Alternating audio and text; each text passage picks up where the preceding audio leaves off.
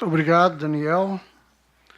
É, São, mais uma vez, só destacando, são elementos importantes para trabalhos que a gente tem que fazer de planejamento do setor, seja nós aqui no governo federal, que estamos, conforme eu já disse, começando a discutir a revisão do Plano SAB, mas seja também os prestadores de serviço e os municípios brasileiros, que têm tanto os seus planos de ação e de investimento, no caso dos prestadores, como os municípios que também têm, por lei, a obrigação de ter o seu plano de saneamento básico para um horizonte de 20 anos. E nós vivemos uma situação, só fazendo um comentário, um dos desafios que a gente já está vislumbrando para a política nacional de saneamento básico é que o cenário macroeconômico sinaliza uma situação complexa para investimentos de uma maneira geral em infraestrutura, inclusive saneamento. Mas, por outro lado, nós temos metas a serem cumpridas que a gente não pode reduzir sob penas de ficar numa situação pior, às vezes, até do que a situação que nós temos hoje. Ou seja, nós precisamos avançar nas metas, né? Então, num cenário de dificuldades que a gente vislumbra e de necessidade de metas, a alternativa que a gente tem que pensar nos cenários é realmente soluções diferentes das que a gente vem adotando, né? Que implique em, de fato, você gerar receita ou reduzir despesas para que tenha mais investimentos no setor. E no caso das duas palestras, ficou muito claro que nessa área de energia elétrica, você tem uma boa contribuição a dar. Se a gente julgar os dados de redução de perdas de água nos sistemas públicos, né, também há uma contribuição enorme a ser dada de receita, né? A gente precisa de investir aí, segundo o Plano SAB atual, algo em torno aí de 20 bilhões ao ano, e existem contas que dizem que se a gente reduzisse as perdas de água para patamar aceitável, a gente teria um retorno de 8 bilhões de reais ano, né? Eficiência energética, a Rita mostrou o tanto que a gente consegue de retorno. Então, são sinais interessantes para a gente nesse processo de planejamento do setor. Muito bom dia, eu sou Carlos Gravina, sou diretor da agência Ares, lá de São Paulo. A pergunta vai para você, Daniel. É o seguinte, a gente sente publicamente que as pessoas são envolvidas por ou sentimento ou por retorno. Quando você... qual o incentivo que seria dado para as famílias elas praticarem isso, né? Com que, se um payback de 10 anos, mesmo que para renda alta, que vantagem que eu levo? Eu senti isso, particularmente, na coleta seletiva. Por que eu vou fazer coleta seletiva? O que você vai me dar de retorno, né? Então, a população espera sempre um incentivo. Quando você disse que a classe mais desprivilegiada que o investimento seria mais alto e, portanto, seria inviável, teria que ter uma participação, ou talvez de um governo indiretamente, ou de alguma instituição, para que incentivasse isso também. A pergunta que eu faço é a seguinte, você acha viável, e aí fica aberta até para todos, um incentivo? O prestador de serviço daria incentivo àquele que iniciar um processo desse? O incentivo é crucial, senão isso não vai acontecer.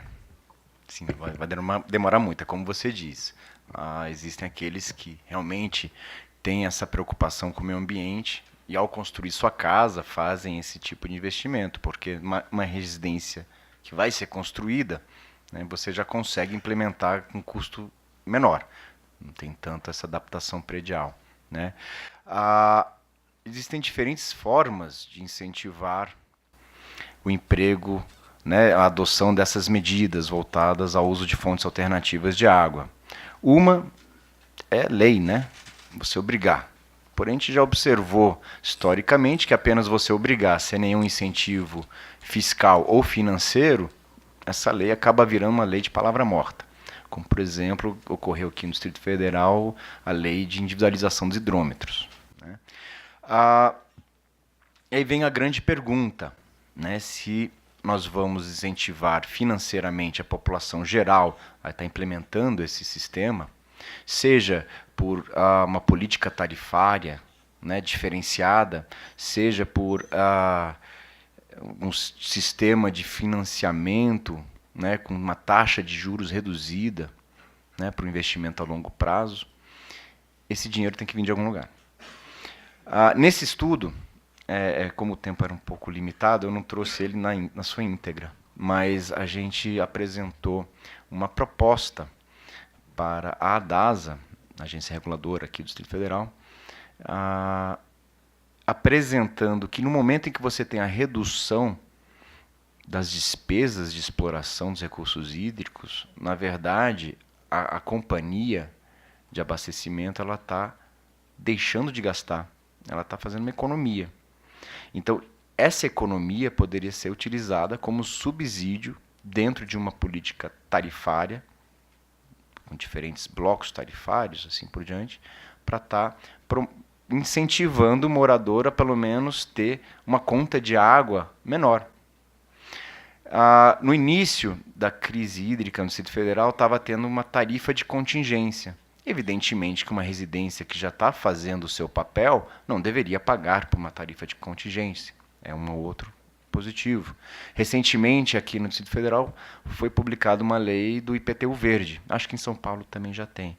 É um outro tipo de incentivo. Mas eu acho que para realmente pegar essa população de renda baixa e média baixa, tá, eu acho que seria necessário um investimento maior.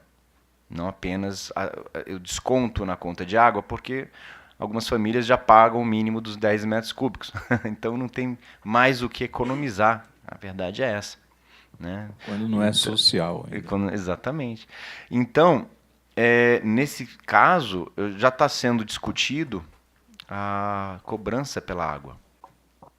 Né? Então, às vezes, esse recurso, no momento em que você vai estar, primeiro, cobrando pela água, o custo da água aumentou. Então, eu vou ter que rever todos esses meus números de novo, porque é outra tarifa, ela está sendo trabalhada.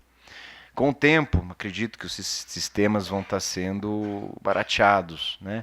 Mas, às vezes, é uma fonte de recurso para esse tipo de investimento, ainda mais para essa base, que tem um consumo enorme, essas rendas média, baixa e baixa, seria justamente estar oferecendo alguns reservatórios, um kit, aproveite a água da chuva, um kit, faça o reuso de água cinza de uma maneira segura. Bom dia, sou o Michel, da Companhia Águas de Joinville, em Santa Catarina. Minha pergunta vai para a Rita. Gostaria de saber se vocês pensaram também, numa dessas 3 ações que tu apresentou ali, na redução de infiltração de água de chuva no sistema de esgotamento sanitário. Porque a gente vê que a maior ação, de fato, é a redução de perda de água, para eu ter a redução de consumo de energia. E antes ainda de eu investir em melhoria nos equipamentos e diminuição do consumo da população, eu tenho uma infiltração muito grande de água de chuva no sistema de esgotamento sanitário. Isso prejudica demais o consumo de energia elétrica. Está considerando esse valor aí? Bom dia a todos. Meu nome é Renê Ballerini, sou lá do Departamento Municipal de Águas e Esgoto de Poços de Caldas, Minas Gerais. Eu queria fazer a pergunta à Rita também. E dentro desses caminhos estabelecidos para a gente buscar eficiência no setor, eu achei interessante a questão da eficiência dos equipamentos, das instalações, é bem técnica, é bem norma, é bem eficiência de equipamento, de instalação. Mas a questão de perdas no sistema, eu acho que é um item muito significativo. Primeiro, porque eu não acredito nesses 36% atuais. Eu acho que o SINIS, como é voluntário, a informação, todo mundo tira foto bonita. E nós não temos um sistema auditado. Eu acho que nós precisamos ter, talvez, um sistema de auditoria nesses indicadores. E eu acho que um bom programa reduz mais rapidamente a níveis do que 31% estabelecido. Eu tenho um exemplo de poços que, na época do apagão, a gente simplesmente começou a fechar os reservatórios à noite e rapidamente conseguimos uma enorme redução no sistema de água. Então, eu acredito que um enfoque forte na redução de perdas é importante. Olá, bom dia, eu sou o Gardel, sou diretor de manutenção do SEMAI São Leopoldo. A minha pergunta ali vai sobre a questão do aproveitamento de águas pluviais. Se há um estudo sobre a ótica da companhia, né, e principalmente nas populações de baixa renda, onde a gente tem a tarifa social, enfim, a tarifa subsidiada e muitas vezes, né, uma área de grande vulnerabilidade social. Se existe um estudo, né, sobre a ótica da companhia, que talvez fosse interessante que, enfim, implementasse e incentivasse o aproveitamento de águas pluviais, sob a ótica de reduzir, né, um volume consumido não faturado, né, isso, e muitas vezes não autorizado, inclusive. Obrigada pelas perguntas. Em relação à pergunta de Joinville, estes dados nós só analisámos para a parte de abastecimento de água. Para a parte de esgotamento sanitário não fizemos essas análises, porque os estudos são muito mais complexos e nem sequer é complicado de calcular um consumo específico quilowatt-hora por metro cúbico de águas residuais, porque as águas residuais variam. Choveu, não choveu, este ano choveu, ou seja, não dá para acompanhar, não dá para ver linhas de tendência na parte de águas residuais. Então, e tem toda uma parte associada ao tratamento e à qualidade da água, que existem tratamentos caros e tratamentos mais económicos, e tem um tratamento caro, mas cumpre com os requisitos da qualidade ou não cumpre. Então isso são tudo outras dimensões, porque você pode ter uma ETI e estar a tratar o esgoto, mas desliga a ETI, fica muito económico, já não está a gastar energia, só que já não está a cumprir com os critérios da qualidade. Então, isso, o custo da energia e a qualidade das águas residuais que estamos a emitir tem muito a ver uma com a outra. Portanto, essa parte é bem mais complexa de analisar e não fizemos esses estudos para águas residuais e para esgotamento sanitário, mas no abastecimento de água é mais simples, mas tem toda a razão. Em relação à segunda pergunta de Poços de Caldas, você falou que a informação, ou seja, que o número a informação não é auditada em relação a perdas, e um dos principais problemas que a gente considera que porque é que essa informação é tão frágil é porque não existem procedimentos de registro do balanço hídrico. Ou seja, todos os anos alguém diferente faz o balanço hídrico e toma assunções ou premissas completamente novas. Os cálculos não são replicáveis, ou seja, se você determinar as perdas, o seu colega calcular as perdas, vão sair dois números diferentes. Então, para esses números saírem idênticos e no próximo ano sair um número que seja a continuidade do número anterior, é preciso, esses procedimentos têm de estar escritos, é preciso registrar, dizer como é que eu estimei perdas aparentes. Mesmo que seja uma suposição, eu tenho que dizer como é que eu calculei essa suposição e passar de um colega para outros, porque nos prestadores de serviço há muita variação de pessoal. Este ano está uma pessoa a calcular, no próximo ano está outra, e depois está o estagiário, e depois está o diretor. Então a informação é muito volátil. Também concordo que a redução de perdas, dentro da redução de perdas existem medidas muito económicas de reduzir as perdas, como você falou de fechar os reservatórios, ou estudos que a área PCJ fez de controle de pressões, ou seja, controlar as pressões são medidas relativamente económicas e que dá para baixar rapidamente as perdas. E depois existem aquelas medidas que são bastante mais caras, que é tudo o que esteja a ver com reabilitação de tubulações. Portanto, temos esses dois fatores que podem reduzir as perdas.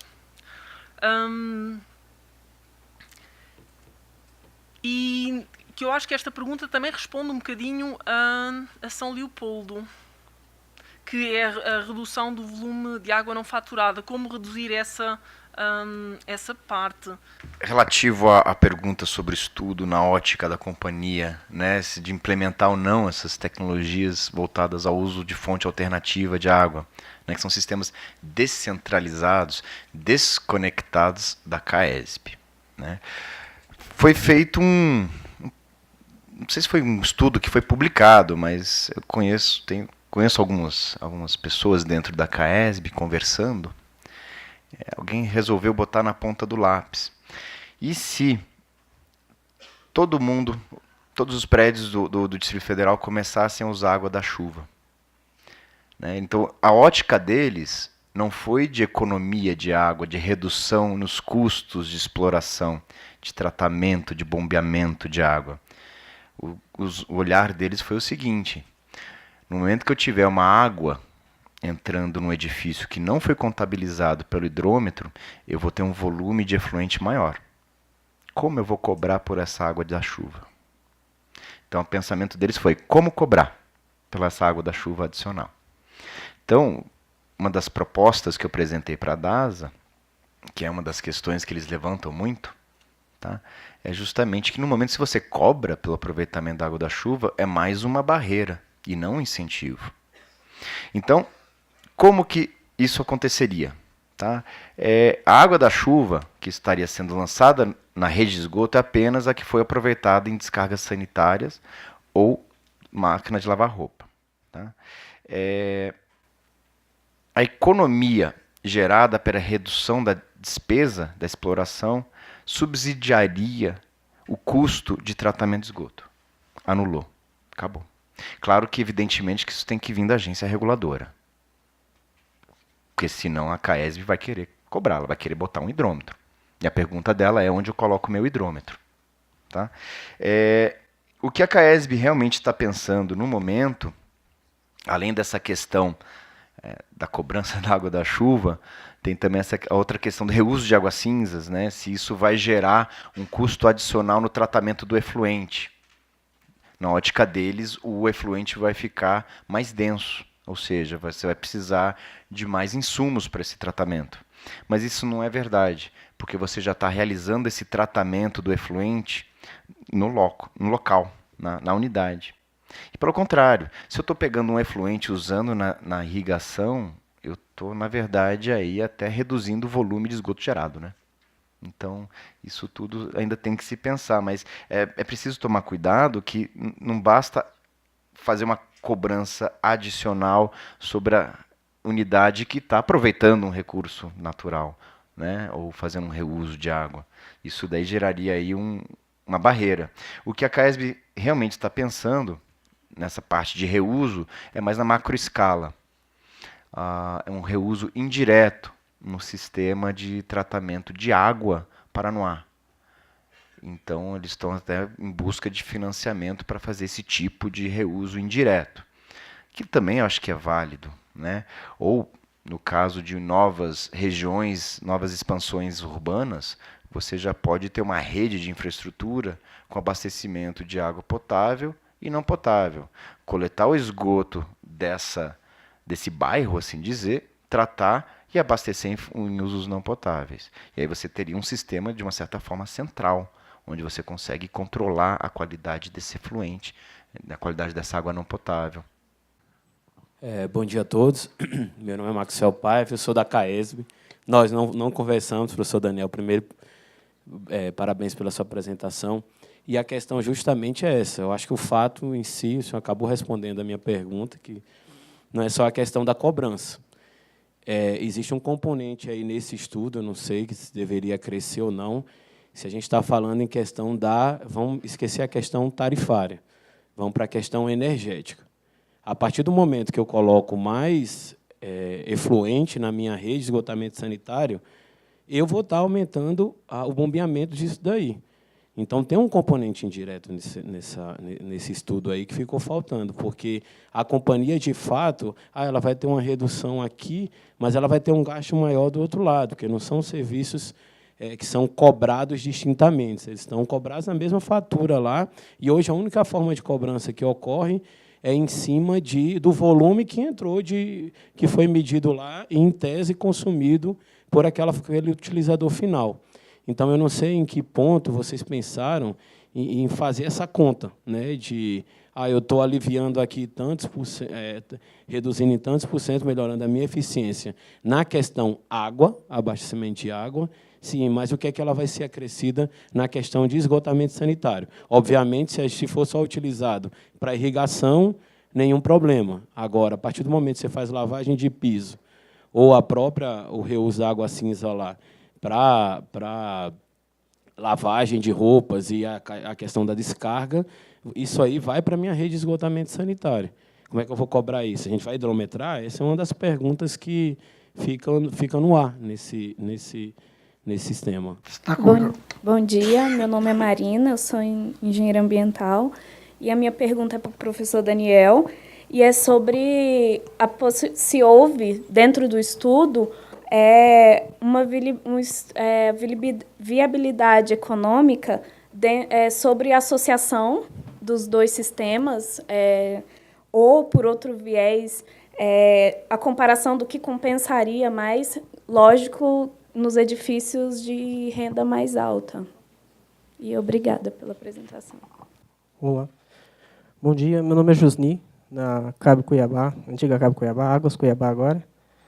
Sobre os comentários que foram feitos, principalmente do Michel, a respeito de estudo de controle da água de chuva, né, água que vai no esgoto, e também sobre o último comentário a respeito, que foi feito pelo nosso colega, na sua apresentação que você falou na demanda 1 e 2, de aproveitamento, né, das águas, teria a seguinte situação. Em Cuiabá, eu acredito que em boa parte do Brasil, de modo geral, nós temos muitos problemas que já ocorrem devido às chuvas, o aumento da demanda de esgoto. Isso provoca, você tem algumas razões da separação, do separador absoluto que não existem, ou da mistura, que acaba, nas residências não tem a separação de água de chuva de água de esgoto, que no caso da demanda 2 não deveria ocorrer, caso tivesse, né, você faz a lavagem do piso, deveria ir para a drenagem, não deveria ir para o esgoto. Você faz a lavagem, você está indo para o esgoto, significa que a água da chuva provavelmente deve estar indo para o esgoto também, o que prejudica tanto o tratamento quanto o consumo de energia. Nós temos uma demanda, uma análise do que é feita anualmente, eu faço essa análise anualmente do comportamento das estações elevatórias de esgoto, você vê que no período do ano da seca, você tem um aumento muito grande no consumo de energia elétrica para a água e uma redução significativa do consumo de energia elétrica das estações elevatórias de esgoto. E inverte no período de chuva. Você reduz o consumo de energia na água e você aumenta por causa da água de chuva que acaba indo parar nas estações elevatórias de esgoto e que acaba prejudicando. No caso da demanda 2, você não deveria ocorrer, né, esse negócio. Então, vocês não têm um estudo, vocês não chegaram a desenvolver nenhum estudo nesse sentido, ou alguma coisa que pudesse ajudar nesse sentido a redução da retirada dessa água de chuva que vai para as estações elevatórias, o que acabaria prejudicando o comportamento das estações e aumentando o consumo, que eu acredito que não deveria acontecer. Isso no caso da demanda 1 e demanda 2 que foi apresentada. Eu acho que todas as perguntas estão todas relacionadas, então eu acho que eu vou responder apenas de uma forma, por causa do tempo. No geral, questão do bom... Está todo mundo preocupado, de repente, que todos os prédios vão aproveitar a água da chuva de uma só vez, em descarga sanitária, e lançar esse efluente no esgoto. Bom, primeiro, na questão de bombeamento, energia. Tá? Não vai levar, porque o consumo é consumo. Seja água potável, seja água de uma outra fonte. A água potável veio da concessionária, passou pela hidrometração. A água não potável é uma fonte alternativa. Por enquanto, chuva é gratuita. Enquanto não começarem a cobrar por ela, você pode usar da maneira que você quiser, né? Então tem essa preocupação agora das principais companhias de como lidar com esse efluente que não foi contabilizado. Então, na verdade, é uma questão tarifária sim que a gente está lidando. Tá? A preocupação da CAESB é essa. tá? De outras companhias. Eu acho que é importante perceber que as principais cidades brasileiras elas estão sofrendo aí uma questão de algumas crise hídrica, tá? Racionamento, como o caso do Distrito Federal, São Paulo já passou por isso. A situação de São Paulo, Rio de Janeiro, nós sabemos que não está confortável. É um momento de mudar esse paradigma, esse conceito antigo que a gente viu que já não está dando muito certo. É um momento de promover, de incentivar e não de criar novas barreiras. Então, é como eu disse, o que o estudo fez? Encontrou uma maneira de equilibrar os custos. No momento em que você tem menos água para produzir, você tem menos despesa. Essa despesa, na minha ótica, poderia ser utilizada para subsidiar esse volume adicional que está sendo lançado no esgoto. Muito bem. A verdade é que esse tipo de alternativa levanta, de fato, questões que podem gerar conflitos de interesse, que faz parte do processo na evolução, né? Eu me lembro quando a gente falava em redução de perda, há uns 15 anos atrás no Brasil, pode parecer absurdo, mas tinha companhia que chegava a dizer, não, eu tenho água suficiente, que eu produzo muito, não tem problema para mim não, eu quero é faturar. É uma visão que hoje, em ambiente de crise hídrica, ninguém falaria isso mais, porque os exemplos de crise hídrica são muito mais fortes no Brasil. Mas é justo também esse lado mais de comercial da companhia, porque ela requer uma sustentabilidade, né? Você não tem como operar com eficiência sem ter sustentabilidade. É um balanço entre o lado ambiental, o lado social e a questão de sustentabilidade econômica e financeira do serviço. Eu acho que tem como chegar num bom equilíbrio, isso daí, desde que a gente avança. E só um aspecto que eu acho que poderia ser colocado na balança também é a questão da drenagem, né? Se você faz crescer o aproveitamento de água de chuva, você reduz o impacto no sistema de drenagem também, o que é bom para a gente, sobretudo em regiões que a gente tem problema de alagamentos, enchentes, chuvas, né? Você reduz isso aí também.